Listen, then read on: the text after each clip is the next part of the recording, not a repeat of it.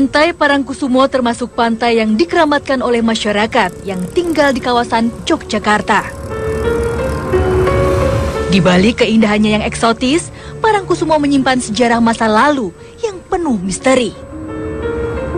Konon kabarnya, di Parangkusumo terdapat gerbang kerajaan gaib yang dipimpin oleh Kanjeng Nyai Roro Kidul. Sosok misterius yang memiliki keterkaitan yang sangat erat dengan pendiri Kerajaan Mataram yang bergelar Panembahan Senopati.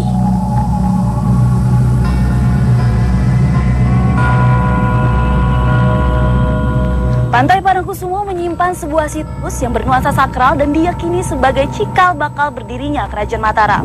Di tempat ini pula beredar cerita masyarakat bahwa terjadi pertemuan antara Panembahan Senopati dengan Kanjeng Ratu Kidul. Bagaimana cerita selengkapnya? Ikuti terus penelusuran saya. Hai Jody, wah apa kabar nih? Baik. Baik ya. Yuk kita jalan sana yuk. Yuk.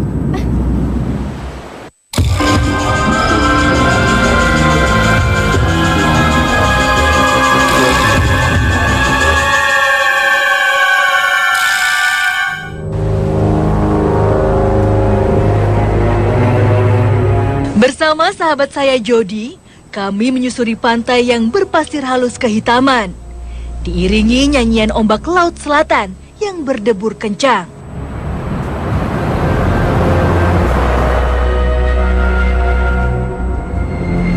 Tak jauh dari bibir pantai Parangkusumo, terdapat sebuah situs yang merekam jejak sejarah dari dua tokoh yang mewarnai kisah peradaban Jawa. Situs Cepuri Parangkusumo namanya. Situs yang diyakini sebagai lokasi pertemuan antara Panembahan Senopati dan Kanjeng Nyai Roro Kidul. Kisah Cepuri berawal dari keinginan Danang Sutawijaya, putra Ki Ageng Pamanahan dari Selo yang bercita-cita membangun kerajaan baru. Berbekal nasihat pamannya yang bernama Ki Juru Mertani, Danang Sutawijaya lalu pergi bersemedi di Laut Selatan. Tekadnya bulat untuk mewujudkan mimpinya membangun Mataram. Hal ini tentu saja meresahkan penghuni kerajaan gaib Laut Selatan yang dipimpin Kanjeng Ratu Nyi Roro Kidul. Ia lalu keluar dari istananya menjumpai Danang Sutawijaya dan meminta Danang untuk menghentikan semedinya. Kerajaan gaib Pantai Selatan bersedia mendukung Danang Sutawijaya membangun Mataram. Danang Sutawijaya inilah yang akhirnya dikenal dengan nama Panembahan Senopati. Betul mau membantu dengan persyaratan dia mau jadi suaminya sampai anak cucunya, tapi suami secara goib. Karena kadang itu kan goib, Panembahan kan manusia. Hubungan antara penguasa Laut Selatan dengan pendiri Kerajaan Mataram terus terabadikan lewat berbagai ritual yang rutin dilaksanakan setiap tahunnya. Bukan sekedar tradisi semata, tapi juga sebagai sarana menjaga keharmonisan dengan alam yang disimbolisasikan dengan penghormatan terhadap keberadaan Keraton Pantai Selatan. Setiap tahunnya di sini ada ritual labuan dalam itu. Ya, tepatnya bulan Rajab, kalau yang ke-10 ini tanggal 30 Jawa. Itu upacara di sini lantas dibawa ke Pantai Selatan Laut untuk apa istilahnya menjalin berhubungannya antara keraton sama keraton kidul itu.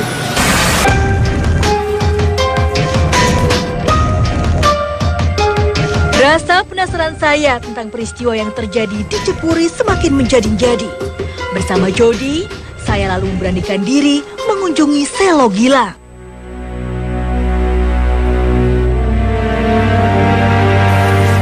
Halo, selamat siang Pak Rio. Saya Nisha dari Trans 7.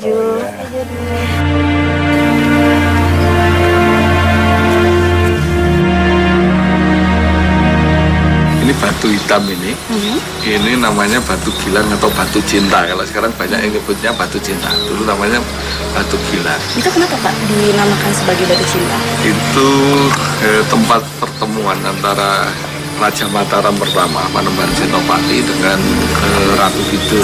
Nah kalau Panembahan Senopati sendiri kan merupakan cikal bakal dari ada hubungan erat dengan Yogyakarta sendiri. Apakah sampai sekarang masih ada hubungan dengan dari Nyai Roro sendiri? Gini, itu waktu itu terjadi sesuatu yang lebih luas bahwa Ratu Kidul akan membantu anak keturunan dari Senopati dan dia akan menjadi, dalam mitos atau legendanya, dia akan menjadi istri dari Raja-Raja Mataram. Nah, dalam konteks seperti itu tentunya masih berlaku hubungan itu, baik dengan Kerajaan Mataram yang ada di Jogja ini maupun yang ada di Solo, itu masih berlaku. Termasuk waktu wisuda Raja Jogja, itu yang duduk di kereta kencana itu hanya raja. Asumsinya, kepercayaannya di sampingnya itu Ratu Kidul. Sedang ratu yang manusia, yang dalam posisi manusia itu di kereta yang lain. Itu salah satu pengakuan bahwa Ratu Kidul masih istri dari raja-raja Jawa sampai hari ini. Sepertinya akan menarik jika kita menggali informasi lain dari sisi yang berbeda. Jangan kemana-mana, tetap di Dua Dunia.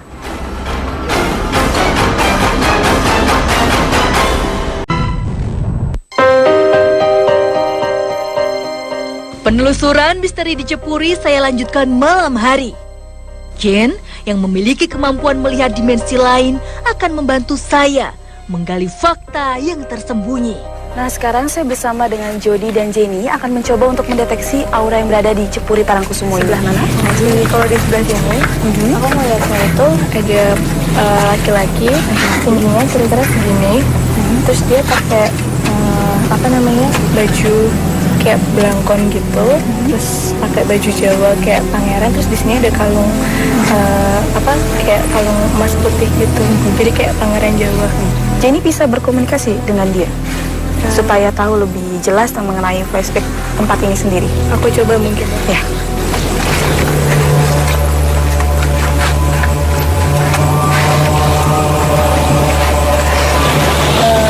Aku sih tadi coba ngomong, dia pakai bahasa Jawa gitu. Tadi sih dia kayaknya sih dia Panembahan Senopatinya itu. Dan dia itu cerita kalau di sini itu adalah tempat dia bertemu dengan Nyai Roro Kidul. Gitu. Jenny, kalau misalnya aku mau ikut ngerasain Pendeteksi aura Ya, di sini, pendeteksi. kita bisa tidak? Mungkin coba diginiin aja tangannya. Jen lalu menawarkan untuk membantu kami merasakan energi yang ada di sekitar situs. Makin dingin ya. Makin lama makin dingin. Terus tangan saya dari sini, dari ujung sini sampai ke sini itu agak lebih terasa berat sih. Iya. Tapi di sini rata-rata makhluknya apa saja?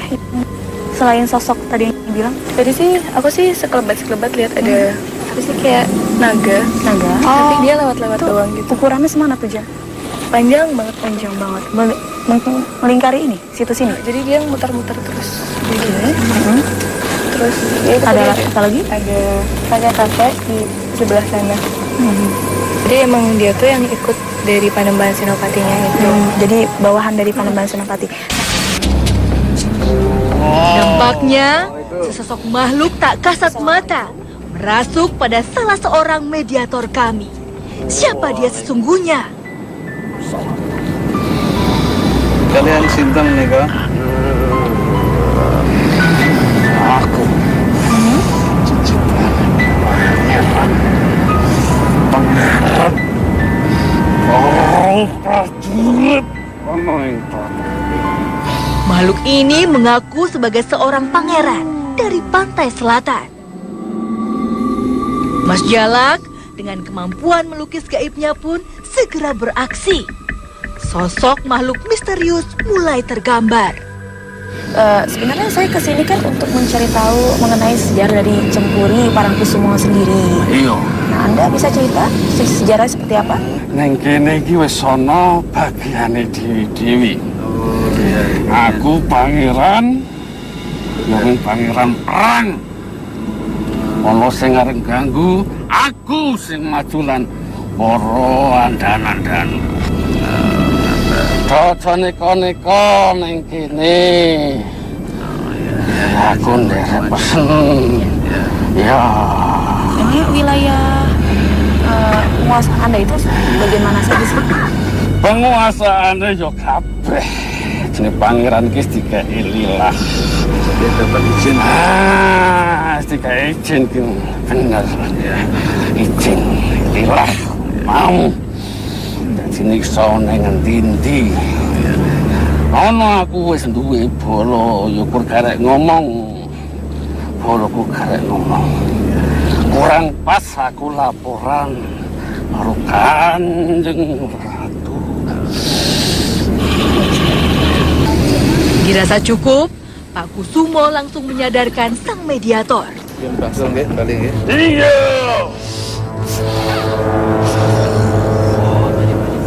Ya, ini visualisasi dari yang mediator kedua ya.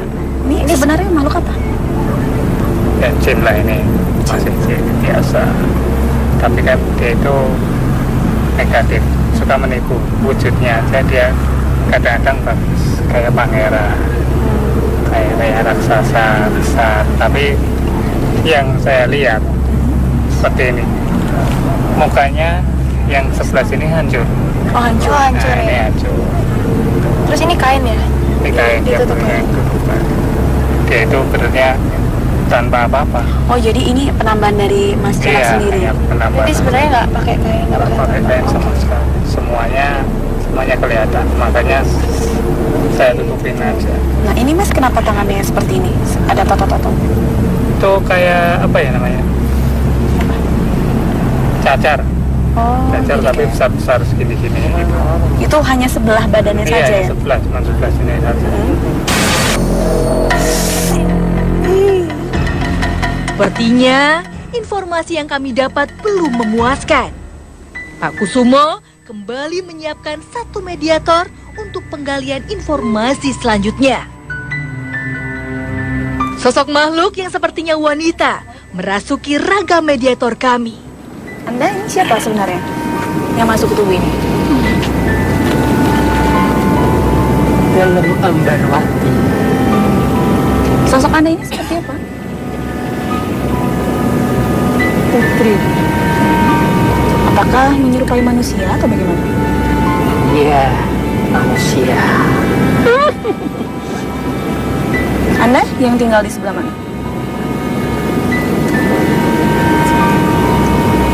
Di dalam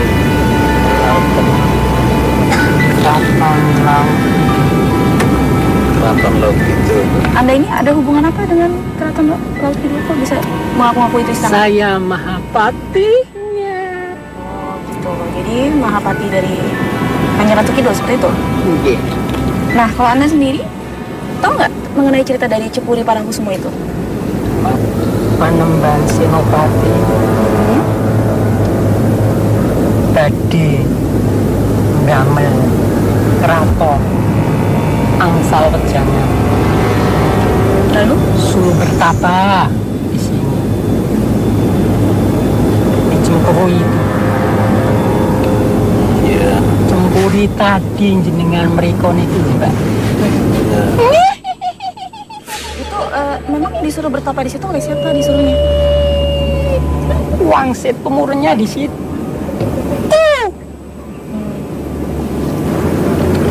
Itu proses apa namanya? Beliau di situ berapa lama memang? 9 bulan sampun damel.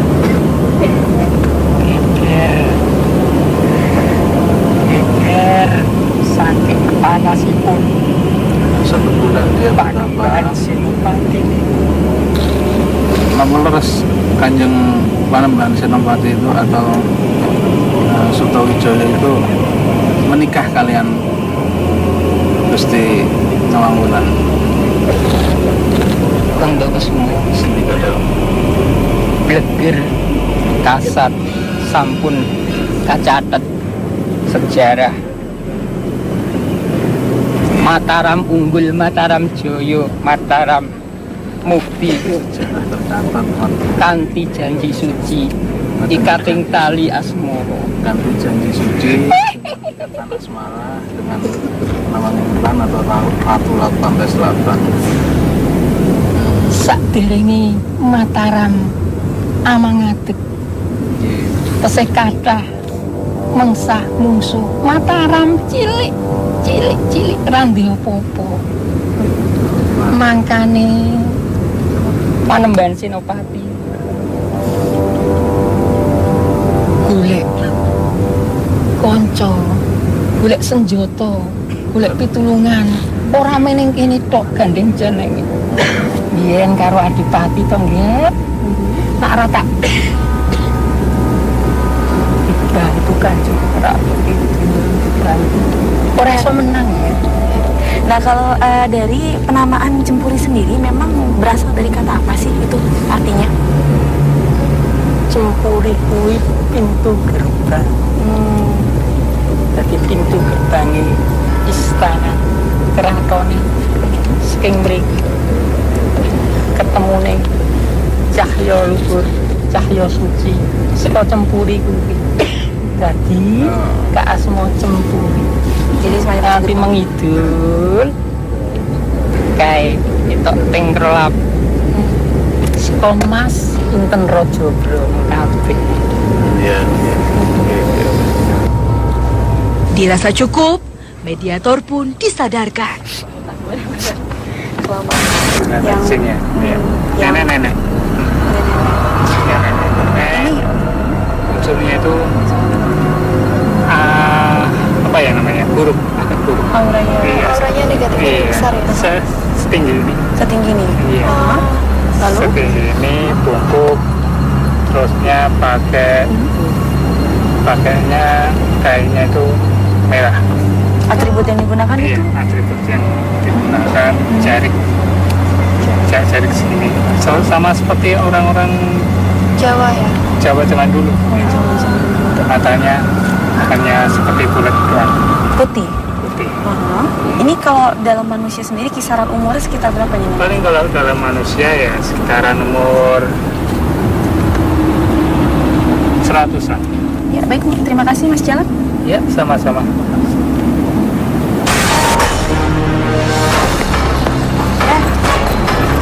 Entah mengapa, ada sesosok makhluk yang tak suka melihat aktivitas kami. Ini tiba-tiba ada satu mediator yang tampaknya ingin berinteraksi dengan kami dan tampaknya tidak suka dengan kehadiran kami di sini. Kita coba cari tahu. Ia langsung merasuk dan sulit dikendalikan.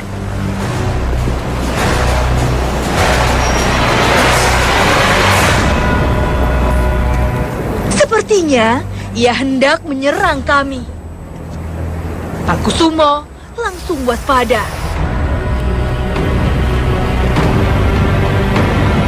Di tengah suasana yang tak terkendali, Mas Jalak coba berkonsentrasi untuk melukiskan sosok makhluk yang bersemayam di raga mediator. Kenapa dari tadi kelihatannya marah? Nah, kamu termasuk dari Laut Selatan apa bukan? Hah? Soalnya gunung, dari gunung sana. Suasana semakin mencekam. Sang makhluk menantang Pak Kusumo untuk beradu ilmu. Pertarungan pun terjadi. Makhluk yang mengganggu kami nampak penasaran. Ia terus saja berusaha menyerang Pak Kusumo. Ya, nampaknya mediator ini sulit sekali untuk dikendalikan oleh kami karena terus menyerang kami. Nampaknya dia tidak suka sekali dengan kehadiran kami di sini.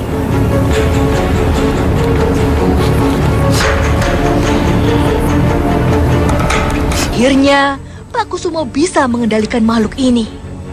Kami pun mencoba memberanikan diri untuk menggali informasi. Sayangnya ia memilih diam.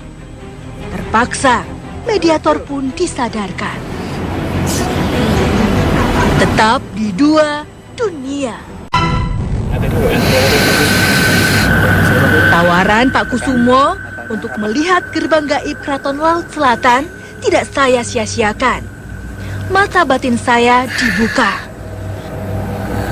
Kelihatan, Pak. Kelihatan. Iya, kelihatan toh. Samar-samar tertangkap Dari mata kecil saya. yang lebar, Tampilan gerbang yang megah menjulang. semacam warnanya Nyatakah ini? Sepertinya akan tetap menjadi misteri yang sulit untuk dibuktikan. besar ya, Pak. Tapi mungkin untuk dirasakan. Nah, itu juga. Warnanya putih, yang aku lihat sih warnanya putih. Tadi itu dari kecil lama-lama jadi gede. Iya, iya. Jadi gede gitu, panjang. Terlalu silau banget kalau yang sebelah sana. Aku baru bisa ngeliat yang ini aja sih di pinggiran pantainya aja. Kayak bangunan. Nah, silakan ini kan hasil visualisasi yang ketika saya mencoba untuk melihat gerbang merupakan dari Pantai Laut Selatan sendiri ya. Ini yang saya lihat tadi tuh cuman sebatas ininya saja sih, kayak depannya saja. Memang yang Mas Jalak bisa gambarkan seperti ini gerbangnya. Iya, yang saya lihat itu seperti ini. Seperti ini, tinggi, panjang itu. Terusnya Ini apa sebenarnya ini? kayak apa ya namanya? Pilar-pilar kecil-kecil gitu, tapi kecil-kecil banyak gitu, naik gitu. Terusnya, nah nantinya terusnya ininya muncul, naganya muncul, nutup dalamnya. Tapi kalau dari ini ornamen-ornamen yang di samping gapura ini berupa apa nih Mas? Yang ini? Kuning, kayak mirip emas, mungkin sekarang. Motifnya? Motifnya itu daun-daun bunga seperti itu. Nah kalau yang bawah ini yang tadi mediator tiba-tiba masuk mencoba berinteraksi dengan kami ya. Saya lihatnya hanya hitam begini, hitam api, bawa api. Oh, dia bawa api, bola api ya. Ini kukunya panjang seperti itu. Kukunya panjang. Dia warnanya apa ya? Kayak asap. Oh, jadi dia tuh goyang-goyang, ya, goyang-goyang biasa itu. Matanya merah. Itu memang mulutnya kayak semacam kayak bertaring gitu. Iya. Ya baik Mas Jalak, terima kasih atas informasinya. Nah Jody, selama ikut penelusuran di situs Cupuri Parangkusumo ini bersama Dudunia, apa pengalaman apa yang bisa jadi dapatkan? Pengalaman banyak banget. Apa tuh? Pertama dari tadi datang itu kita jadi tahu sejarahnya. Terus habis itu bisa berinteraksi dengan makhluk astral. Bisa langsung berinteraksi. Terus habis itu tadi yang kerasukan itu, jadi ya itu benar-benar nyata gitu loh, benar-benar langsung berinteraksi. Luar biasa lah, pengalaman tak terlupakan. Seneng atau gimana rasanya? Ya seneng, soalnya dari dulu emang penasaran tapi nggak mau tahu sebenarnya karena takut itu. Dan sekarang bisa langsung berinteraksi itu luar biasa. Oke, jadi terima kasih ya. Banyak pelajaran yang bisa kita ambil di situs Cupuri Parangkusumo ini. Salah satunya adalah untuk menjaga keharmonisan antara manusia dengan alam. Dan oleh karena itu juga kita sudah selayaknya untuk melestarikan warisan leluhur kita.